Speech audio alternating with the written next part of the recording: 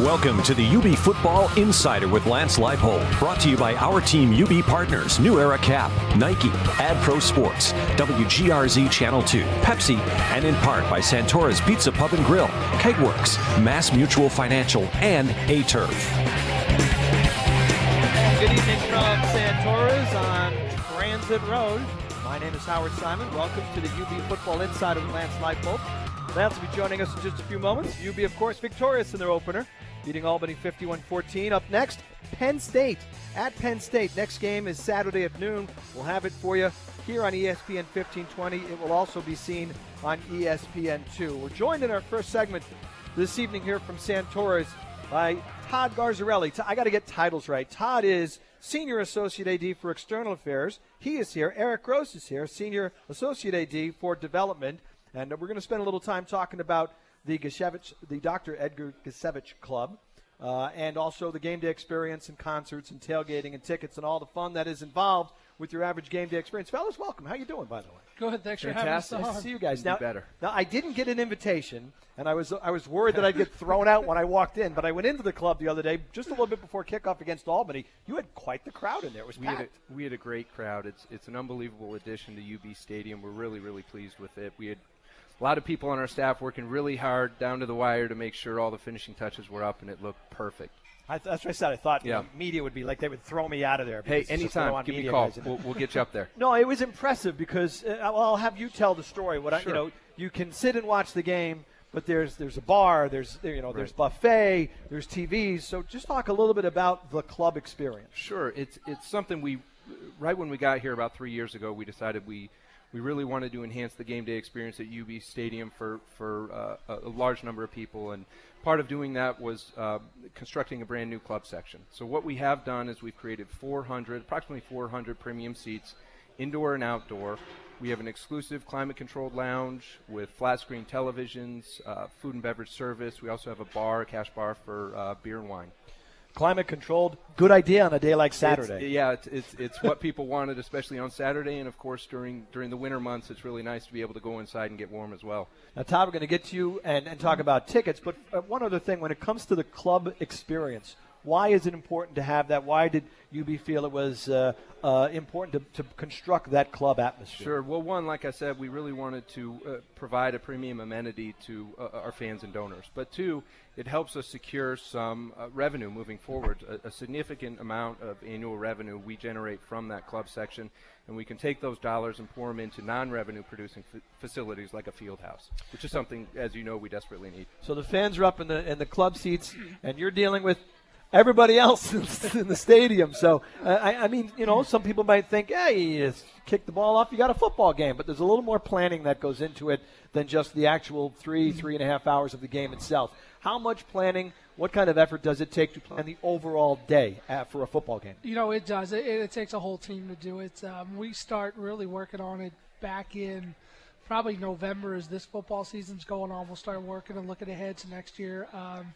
Seeing the things that worked, this coming year and how we need to tweak going forward. But as Eric mentioned, 3 years ago, we started to really transform what we're doing from an athletic department. And, we kicked off the concert series, which has been unbelievable, very vibrant game day atmosphere for us. We started to shut down the parking lots about noon for a 3:30 kick, and we started all the tailgating and the festivities. And, we're excited about what we're doing, and it's been great. What's now you're looking at? Are you looking at students? Are you looking at locals? Are you looking at in terms of your approach of who you're trying to get the message through to and get out to enjoy the experience at UB? Who are you going after? We go after everyone. I think our game day offers a little bit of variety for everyone, whether it's the family, whether it's a general sports fan, whether it's the students on campus. Obviously, we spoke about the concert series a little bit. We have a separate area, we call it the Party at the Point, where the students go, and we have programming over there where the students tailgate. Within our Stampede Square area, it's a full fan fest area with photo booths, inflatable games, face painting, etc. It's all free for the families. And then obviously we have the business-to-business portion of it where we have tailgating underneath the tents. Turnkey opportunities, we do everything for you. Just bring the food and the beverages. The tailgating. How important is that, do you think, to the overall game day experience for a fan? You're going to the game first and foremost. You want to see it win, but it's out of of the control of you guys, obviously. Yep. So the tailgate experience, where does that rank on the overall day? High. It's got to be a 10. It's got to be up there. It starts your game day. It gets your fans involved and excited about what's going on in the stadium. So it's a huge build-up when we get into the stadium and kick off. The football team takes it from there, and the coaching staff. That's Todd Garzarelli. Eric Gross with us as well. Eric, I wanted to ask you about the Blue and White Fund. Folks can get involved. Join the Blue and White Fund today. It is the fundraising arm of UB Athletics. Supports over 500 student athletes. You can go to bullsblueandwhite.com. What is the goal, the mission of the Blue and White Fund? Well, our mission is to secure the resources for our coaches and student athletes. One of the things we talk about a lot, and we talked about it earlier with the Gusevich Club, we're working every day to generate more and more resources for our student athletes. We've got to build facilities that are commensurate with the championship program. We've got to be able to provide them with everything they need to train and compete, and all our Blue and White Fund donors contribute towards that effort. How competitive is it? Just even keeping up with your fellow brethren in the Mid-American Conference. I know about the discussion with the field house and the facilities, but overall, what's it like competing in the MAC? It's great. It's fun to be in the MAC. It's fun to compete in the MAC. I do believe that we are a flagship institution unlike any other that we compete against. Maybe I'm saying too much, but I like to think that we're a big-time program, and we want to carry the torch for the state of New York, and we want to dominate our conference. Todd, now they come out, they open up the season with a 51-14 win. Are you standing literally outside the gates with season ticket forms, or, I mean, on a day like, I mean, you talk about marketing. Yes. As a marketer for football and for UB Athletics, that's your dream day, right? Yes. Come out, be entertained, watch a win. Have a great first day out. Obviously, we're already going back after lap season tickets, new business, so we're out there selling every day. So. What about the students? I thought it was a good showing by the students. When I looked up a few minutes prior to kickoff, you look to the opposite side and the whole, front part of the student section is filled. I would assume that means a lot to the players, but, again, going back to marketing and tickets, and how much do the students mean getting them to come out to the home games? It is. Our general fan base really feeds off the students, so we spend a lot of time during the week on especially home game weeks. Interacting with our students, being on campus, doing live remotes, going into the residence halls, into the student unions, getting them fired up.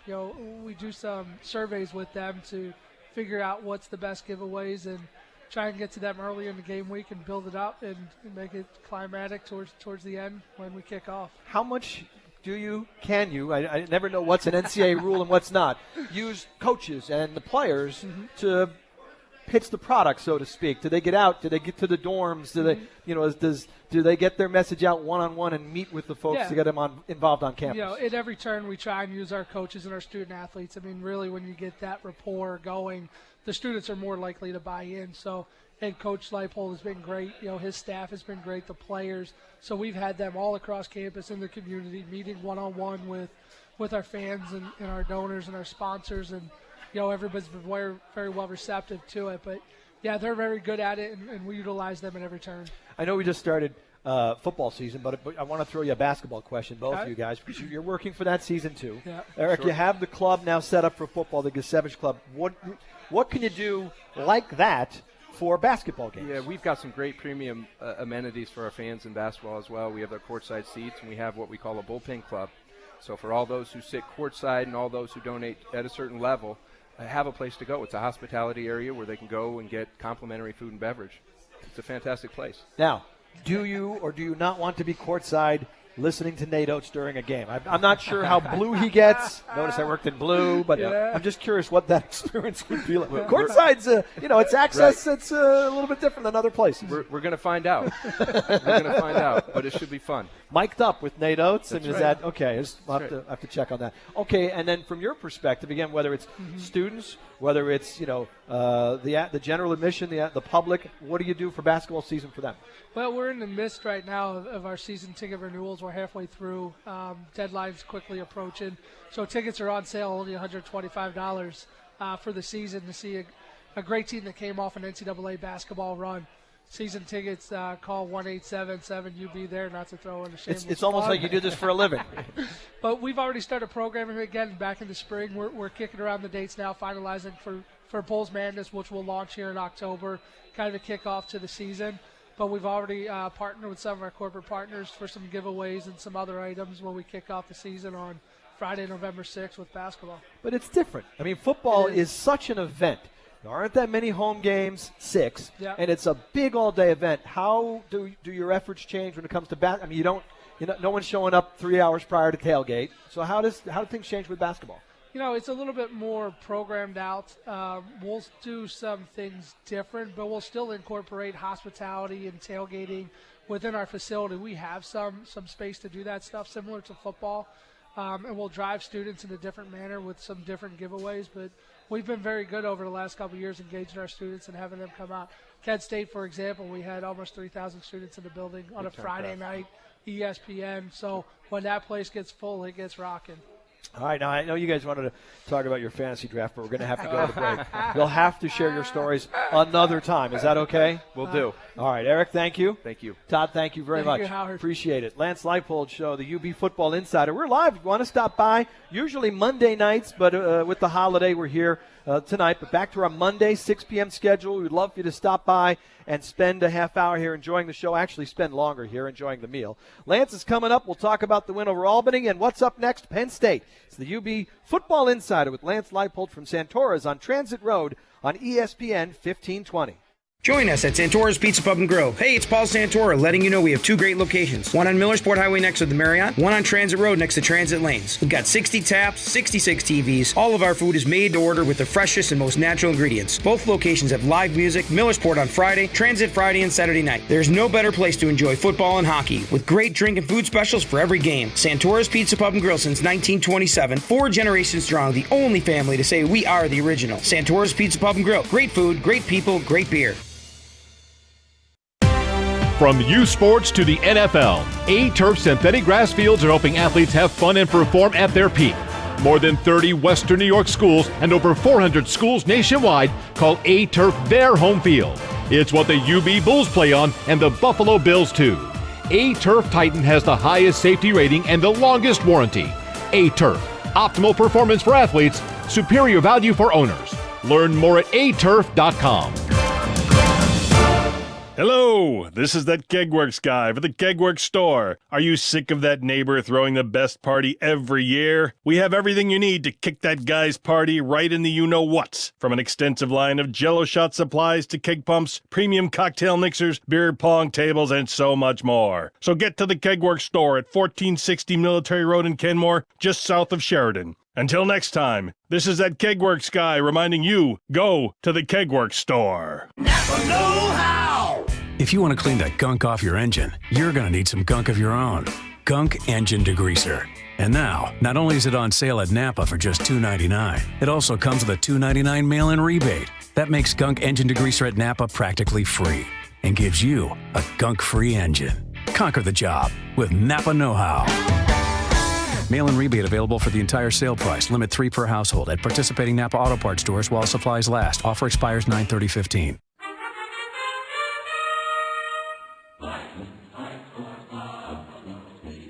Welcome back to Santora's on Transit Road. Santora's Pizza Pub and Grill. Great place, great food, big screen TVs all around the place. If you want to watch a big game, watch your favorite team play, head on out to Santora's. And Monday nights at 6, we're here tonight, but Monday nights at 6, you can come on out and enjoy the Lance Leipold Show live, the live experience with Lance. And we are joined by the Bulls head coach. He is now 1-0. By the way, your winning percentage here is better than what it was at Wisconsin Whitewater. So in case nobody's pointed that out to you, I just thought I'd mention that. No one has, so I appreciate that. All right, big win over Albany in Game 1 of the Lance Leipold era. What were your thoughts? It's one game. It's you put it in perspective. I understand it, but I'm sure it was nice. You had to enjoy, I would think, getting that first win in the record book. Yes, it was good to, get the thing kicked off first of all, and then see us after we fell behind respond the way we did. That was very important, and then take control of the game. And I think, as I've always tried to take the perspective of when opportunity presents itself, that we can play as many guys as we can, and especially that have gone through the spring, the summer conditioning, fall camp, and we were able to play a lot of guys, and that was good as well. And then you still have plenty of things when you look at the film that you want to improve on. So that was a good day and a good starting point. But as we know, the challenge will get a lot more difficult here this week. You're not about you. You're about the players, and I understand that. But we were in the media room waiting, to do all the post-game interviews, and there was this huge roar from the locker room. You get a game ball from the players. What was that like for you? Yeah, that meant a lot. It did. But, there should be one to every assistant coach and everybody, because it's not. And I've always felt that, when you surround yourself with good people and you have great support, you're just one of the pieces of the puzzle. And it's not one coach and it's not one player. And I think that's what makes football as special as it is, because it takes a lot of people to have a successful program, a successful season, all those things. So when one player or one coach gets too much credit, it kind of makes me feel uncomfortable. We talked to you last week about Joe Licata. He was tremendous the other day, just pinpoint. How much trust/responsibility do you and Andy Kolonicki give Joe in terms of decision-making when the snap's there and he's trying to figure out run, pass? What kind of responsibility do you give him, and how much do you trust him? A lot, and you have to. And that goes to the classroom setting that the quarterbacks are in with Andy, of understanding what they're looking for, the decision that needs to be made. But I think you'll see as we go through, and it was true the last couple of years with Andy, is that in the offense that we have, if decisions are made correctly, we will have a high percentage, a completion rate, and our turnover margin as far as interceptions go should be cut down from the norm. And I think when you look at Joe's day on Saturday, I think that's a start of what we hope will continue. You were working in some new offensive line starters in game one. How did the interior of the line fare? I was very pleased. James O'Hagan got his first. I felt bad with the snap over the head when we were moved, because you're going to have to give him the ball, by the way, because he's now in the stat sheet as minus 16 yards rushing. You got to get the guy some runs. Right. Because he had done such a fine job that I can say now that happened a few times in the spring, and fall camp we didn't have that, and sometimes we kind of took a step back there, but I thought he played well. It was good to have Dylan Guy back in the lineup. I know he'd played a couple years ago. You could tell he had game experience. Our two tackles are very steady, Bobby Blodgett, John Kling. But the one that really caught my eye during the game, and even when I went back and watched film, was our right guard, Brandon Monoslavas. I thought he played really well. He was physical. He was hustling. He was cutting people. I was really pleased with that whole group for a first game. You got a chance to see Anthony Taylor in a game for the first time. It's one thing to watch him on tape. You can be impressed, I'm sure, watching him after you first got this job. You looked at everybody. When you see him in a game, what stands out to you? His vision, and his low, he's not the tallest guy, so his stature's there, but his pad level's excellent. He kind of, he accelerates into contact, all those things that you love in the back for yards after contact. And then when you bring in Jordan Johnson, it's a different style back and a different size of back, and that's, and I coached at the Division II level. I hate to say but it was like I coached running backs for 10 years. So when you kind of look at rotating guys into different body types, you don't want two that are the same. You'd like to have some change of pace there, and I'm really glad what those guys give us. I want to ask you about the defense. Last week we talked about it. It was a big question going into the game, and there are still a lot of questions. It's one game out of 12. But after that first drive, when they gave up the touchdown, they shut Albany down. So as you sat down and looked at the tape, what did you gain from your watching of the defensive performance? Well, I think once, like you said, we settled down, we had an idea what their plan was. And again, they had a new offensive coordinator. It's our first time with this defense. You kind of go through that feeling out period in that first one. Now, we gave them a lot of confidence driving down there, but we settled down. We created a few turnovers, which was, the interceptions, something that we didn't have here last year. 2 all season, got 2 in the first game. But I really was pleased with that. I'm kind of digressing here. Tim Edwards, our defensive line coach, said we played 12 defensive linemen in the game. 9 of them played defensive line in a college football game for the first time. So when you look at that and you look at the results, that's where the growth is going to be steady with them all the way through the year. But it was a good starting point. Leslie, injuries. How'd you come out of the game? The big scare the other day was certainly Jordan Collier. Yep. Jordan really was the only one, and for anyone that was at the game and Jordan is fine. He was at practice today. He will not play this week, but we expect him that he could be back practicing next week and be with us on the field and traveling to Florida with us. All right, we'll get a break in. When we get back, Penn State up next on the schedule. That's what we'll be talking about with Lance in our final segment. We are bringing you the UB Football Insider with Lance Leipold from Santora's on Transit Road. I'll remind you, the Bulls are on the road for the next couple of games. Next home game, Saturday, September 26th against Nevada. Tickets are available. Take advantage of the Pick 3 plan. Choose any of the 3 remaining home games for just $50. 1-877-UB there or ubbulls.com. More with Lance Leipold when we get back on ESPN 1520.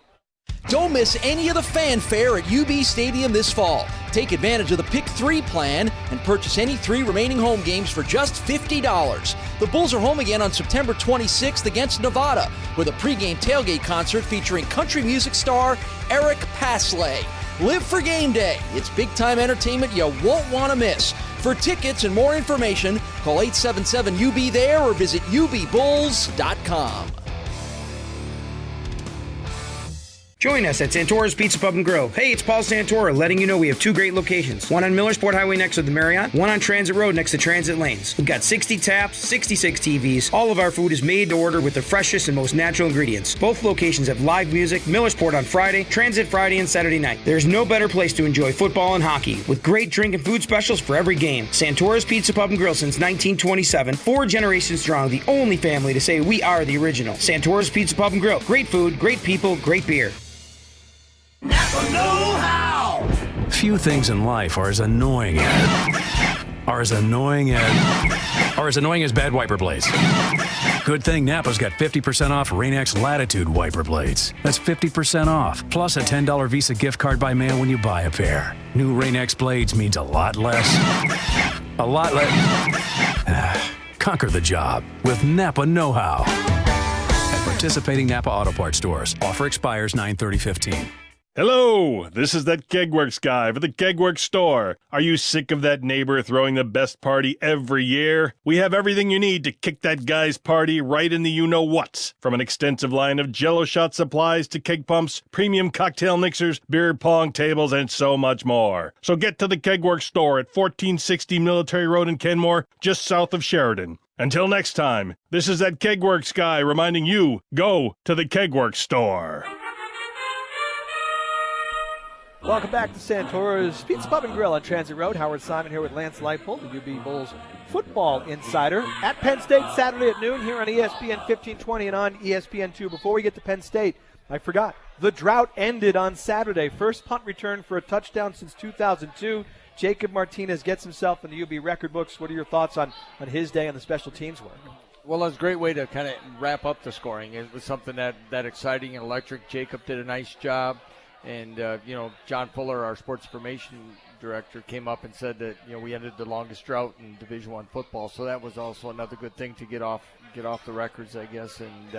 And hopefully that's, our guys will take some pride in that they can see that hidden yardage and the difference that can make in a ball game and hopefully continue that. So you get Penn State. Now you're busy with Albany the other day, but by the end of the game, someone I'm sure told you Penn State had lost to Temple.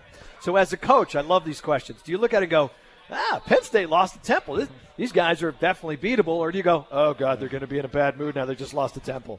Well, or does it matter at all to you? I didn't know that they lost until somewhere between talking to the team and coming into the press. When you talk to us. To talk to the media. Yeah, so it was in that time. So I was not aware of that. But, there's a little bit of each there that you're thinking about, okay, how are they going to be? Are they going to look past you? But at the end of the day, it's still going to come down to our preparation. We get a chance to go into one of the largest venues of college football, and, hopefully our guys are going to take that as a great opportunity to go down there. And our program has in the past. They've been to Ohio State and Georgia of recent past, and then hopefully they embrace that. It's going to be loud. It's going to be exciting. But hopefully the way we played on Saturday and maybe what happened with them a little bit, there'll be some extra confidence, and it should be an exciting opportunity. How do you prepare your guys to get ready for that environment? 100,000 fans, Beaver Stadium, and everything that they'll be experiencing Saturday, and trying to focus on that game. Well, we have stereo speakers and things. We've been doing it for over 2 weeks now of different team periods in practice and fall camp, of having noise pumped in. We did it during some of our scrimmages. You try to focus because you've got to find other ways to communicate just than by shouting and yelling. There's got to be signals. There's got to be other things. And we'll continue to do that throughout the week. And I don't know if you'll completely ever get to be what that'll be like, but I think we have a good start. I know, scheduling up, sure, there's a financial advantage. It certainly helps the program and athletic department overall. From a coaching standpoint, what do you think you can get out of a game like this, scheduling up, playing a Power 5 school? Well, you can learn a lot just when you go to see them. One of the things I know administratively, I'm assuming, I would imagine that we're going to go look at some of the facilities that they have, and some of the facilities, whether it be a field house, which we're lacking at this time, and get ideas and thoughts and how they can do it. Now, whether or not it fits exactly in our budget, but you look to find ways to get ideas on what they can do. So there's even things there. We'll take a look at even all the surroundings of what they do in their operation.